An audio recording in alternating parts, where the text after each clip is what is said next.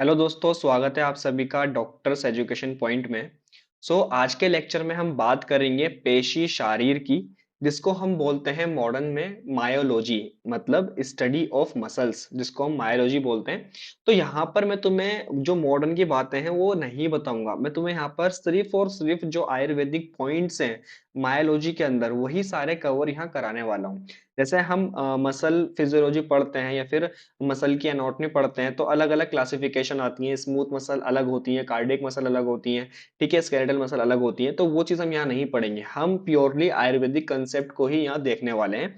तो जैसा तुम्हें सबको पता है कि हमारी बॉडी के अंदर 7 धातुएं होती हैं, ठीक है। जैसे रस, रक्त, मांस, मेद, अस्थि, मज्जा और शुक्र, ठीक है। ये 7 धातुएं होती हैं। आई होप तुम्हें ये सारी याद हो गई होंगी अब तक।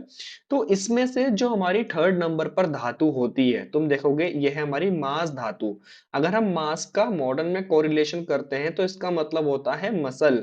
तो जो हमारी पेशी बनती है, अगर हम पेशी की बात करते हैं तो पेशी का मतलब भी क्या होता है, मसल होता है, ठीक है।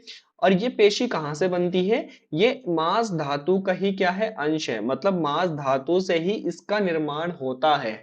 बात समझ में आ रही है। तो देखो यहाँ पर इसके इंट्रोडक्शन में यही बात लिखी है कि हमारी बॉडी के अंदर जो 7 प्रकार की धातुएं होती हैं, उनमें से एक धातु होती है मांस धातु, ठीक है, जो तीसरे नंबर पर होती है। इसका मुख्य कारण लेपन का होता है, मतलब सॉरी, कारण नहीं, कार्य जो होता है इसका मुख्य, वो लेपन का होता है, मतलब कवरिंग का होता है, कवर करने का यह काम करती है। पेशी क्या है, एक मांस धातु का ही रूप है, ठीक है। इसको मांस खंड भी कहा जाता है।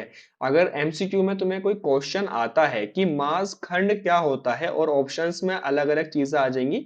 जैसे एक ऑप्शन में स्नायु आ जाएगा, एक ऑप्शन में कंडरा आ जाएगा, एक ऑप्शन में पेशी आ जाएगा, तो आपको पेशी पर टिक लगाना है, ठीक है। तो मांस खंड क्या होता है, मांस खंड का मतलब होता है पेशी। तो ये छोटे छोटे एमसीक्यूज तुम्हारे यहाँ से क्लियर होंगे।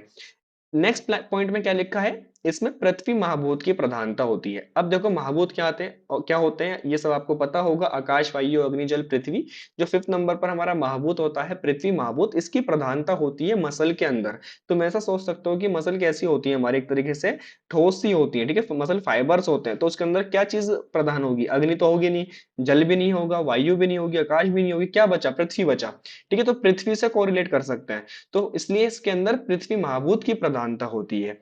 शरीर का आधा वजन लगभग मांसपेशियों का होता है। ये हमने मॉडर्न में भी पढ़ा है, ठीक है ना। तो जो हमारा बॉडी का जो वेट होता है वो लगभग लगभग पेशियों का ही होता है हमारी बॉडी में, ठीक है। तो ये सब क्या है, इसका इंट्रोडक्शन है। अब इसकी हम परिभाषा देखते हैं, डेफिनेशन देखते हैं। तो डेफिनेशन में क्या है, शरीर के अंदर लाल रंग की रेशेदार आकुंचन, मतलब कॉन्ट्रैक्शन करने वाली, और ट्रांसमिसिबल जो धातु है उसको मांसपिंड को पेशी कहा जाता है। मतलब ऐसी हमारी बॉडी के अंदर ऐसी एक रचना जो लाल रंग की होती है, रेशेदार होती है, जिसके अंदर कॉन्ट्रैक्शन की पावर होती है, उसको हम क्या बोलते हैं, पेशी बोलते हैं। अब इसकी मॉडर्न में यहाँ पर एक डेफिनेशन लिखी है, ये तुम अपने आप पढ़ लेना। आगे देखो, नोट कर कर एक बात लिखी है, वायु मांस धातु में प्रविष्ट होती है। मतलब तुम सोच सकते हो ये क्या है, हमारी एक तरीके से मांस धातु है, ठीक है।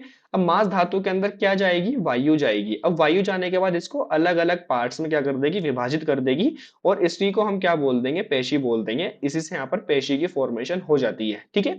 इसी से क्या होता है, पेशी का निर्माण हो जाता है। अब हम बात करते हैं इसकी संख्या। संख्या इसकी बहुत ज्यादा इंपॉर्टेंट है, संख्या के ऊपर एमसीक्यू आता ही आता है। तो आचार्य सुश्रुत ने जो पेशी की संख्या बताई है, 500 बताई है, ध्यान रखना, ठीक है। आचार्य सुश्रुत ने पेशी की संख्या बताई है 500। आचार्य चरक ने जो पेशी की संख्या बताई है वो बताई है 400, ठीक है। सुश्रुत ने 100 ज्यादा बताई है। अब ऐसा क्यों है, तुम सोचोगे कि सर ऐसा मतभेद क्यों आ रहा है। तो इस मतभेद में ना रीजन सिर्फ इतना है, मैं तुम्हें एक बोन का एग्जांपल लेकर बताता हूँ। क्योंकि आचार्य सुश्रुत ने अलग नंबर बताया बोन का, आचार्य चरक ने अलग नंबर बताया बोन का। तो होता क्या है, जैसे सपोज करो हमारी एक बोन है, ठीक है, ये एक हमारी बोन है जिसको हम बोलते हैं स्कैपुला, ठीक है। स्कैपुला बोन है हमारी ये वाली। तो स्कैपुला बोन के अंदर अलग अलग स्ट्रक्चर देखने के लिए मिलेंगे। तो किसी आचार्य ने इसको पूरी एक बोन काउंट करा है, ठीक। किसी आचार्य ने क्या किया, इसके ऊपर अलग एक स्ट्रक्चर है तो इसको एक बोन मान लिया, इसको एक और अलग बोन मान लिया, मतलब इसी बोन को उन्होंने 3 बार काउंट कर लिया है। तो इसलिए क्या होता है, जो नंबर में डिफरेंस यहाँ पर हमें देखने के लिए मिलता है। ऐसी मांसपेशियों में ये मतलब रूल लागू होता है कि जो एक मसल बंडल जा रहा है पूरा, ठीक है। तो बहुत सा आचार्य ने क्या करा, उसको एक मान लिया, लेकिन अलग दूसरा आचार्य ने क्या करा, उसको 2 हिस्सों में बांटकर उसको अलग बंडल मान लिया है। ठीक है। इसलिए यहाँ पर नंबर के बीच में डिफरेंस हमें देखने के लिए मिलता है, क्योंकि उस टाइम पर इतनी मॉडर्न टेक्नोलॉजी नहीं थी कि एक एक चीज को इजीली देख पाए। ठीक है। इसके अलावा आचार्य सुश्रुत ने स्त्रियों में मतलब फीमेल्स के अंदर 20 जो मांसपेशियां हैं वो एक्स्ट्रा मानी है, मतलब पेशियां अलग मानी है। इसलिए टोटल नंबर ऑफ जो मांसपेशियां आती हैं स्त्री के अंदर वो आती हैं 520। ठीक है, ये चीज याद रखना। अब ये जो मैं तुम्हें बता रहा हूँ कि जो संख्या है ये बहुत ज्यादा इंपॉर्टेंट है। ये मैं क्यों बता रहा हूँ, क्योंकि इसके ऊपर ना एमसीक्यू पुट अप होता है। अब तुम्हें क्या करना है, ये लेक्चर पढ़ने के बाद में तुम्हें डिस्क्रिप्शन बॉक्स में एक लिंक मिलेगा, तो उस लिंक पर क्लिक करना। लिंक पर क्लिक करने के बाद तुम्हें इस टॉपिक से रिलेटेड सारे एमसीक्यूज मिल जाएंगे, कि इससे बाहर तुम्हें कोई भी एमसीक्यू नहीं मिलेगा इस टॉपिक पर। तो तुम्हें क्या करना है, वो एमसीक्यू सॉल्व करने हैं, ज्यादा नहीं है, सिर्फ 10 मिनट के एमसीक्यूज है और 10 ही क्वेश्चन है। ठीक है, 10 ही एमसीक्यू है वो। तो तुम्हें वो सॉल्व करना है, और सॉल्व करने के बाद वो तुम्हें अपना रिजल्ट देखना है कि किस तरीके से अ, फिर तुम्हें अपना रिजल्ट देखना है कि तुम कहां पर स्टैंड कर रहे हो, कि तुम्हें समझ में चीजें आई भी हैं या नहीं आई है। ठीक है। इसके बाद आगे चलते हैं। आचार्य सृष्टि ने थोड़ा सा और डिवाइड किया है कि मतलब हम किस तरीके से मांसपेशियां कहाँ पर क्या क्या होती हैं। तो इसको समझो, सपोज करो ये हमारा षडंग शरीर है। ठीक है, आयुर्वेद में 6 भाग बताए गए हैं शरीर के। तो हमने इसको 6 भाग में डिवाइड कर दिया। 4 शाखाएं होती हैं, एक मध्य शरीर होता है, एक शिर होता है। तो अगर हम शाखाओं की बात करते हैं तो 1 2 3 4 शाखाएं होती हैं। तो हर शाखा में आचार्य सुश्रुत कहते हैं कि 100 मांसपेशियां होती हैं। ठीक है। तो हमारे 2 हैंड्स होते हैं, 2 लेग्स होते हैं। तो इन सब में कितनी कितनी मांसपेशियां होती हैं, 100 होती हैं। तो 100 को हमने 4 से मल्टीप्लाई करा, तो चारों शाखाओं में 400 मांसपेशियां होती हैं। अगर हम मध्य शरीर की बात करते हैं तो 66 मांसपेशियां होती हैं। शिर और ग्रीवा की बात करते हैं तो 34 मांसपेशियां होती हैं। तो इन सबको अगर हम ऐड करेंगे तो हमारी बॉडी के अंदर 500 पेशियां होती हैं। क्लियर हो गई बात। इस तरीके से आचार्य सुश्रुत ने इसका विभाजन बताया है। अब इसके बाद हम इसकी इंपॉर्टेंस देख लेते हैं और फंक्शंस देख लेते हैं कि पेशियों की इंपॉर्टेंस और फंक्शन क्या है।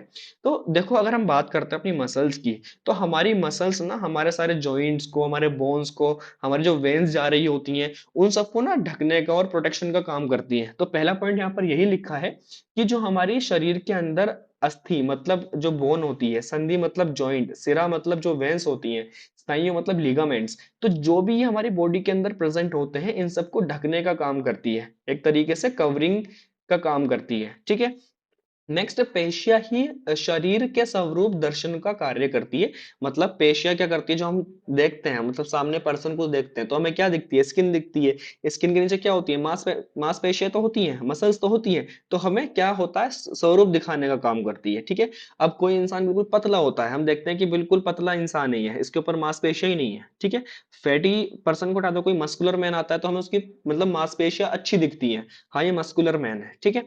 नेक्स्ट, संधियों को बांधने का कार्य करती है। मतलब एक तरीके से हम कह सकते हैं जो हमारे जॉइंट्स होते हैं उनको स्टेबिलिटी प्रोवाइड करवाती है। नेक्स्ट, शरीर के भीतर अंगों की रक्षा करती है, मतलब प्रोटेक्शन का काम कराती है। ठीक है। शरीर को बल प्रदान करने का कार्य करती है। हृदय को स्पंदन आदि मांसपेशियों द्वारा संपन्न होता है। इसका कहने का मतलब है जो हमारा हार्ट फंक्शन करता है, कॉन्ट्रैक्शन रिलैक्सेशन, हार्ट भी क्या है, एक मस्कुलर ऑर्गन है।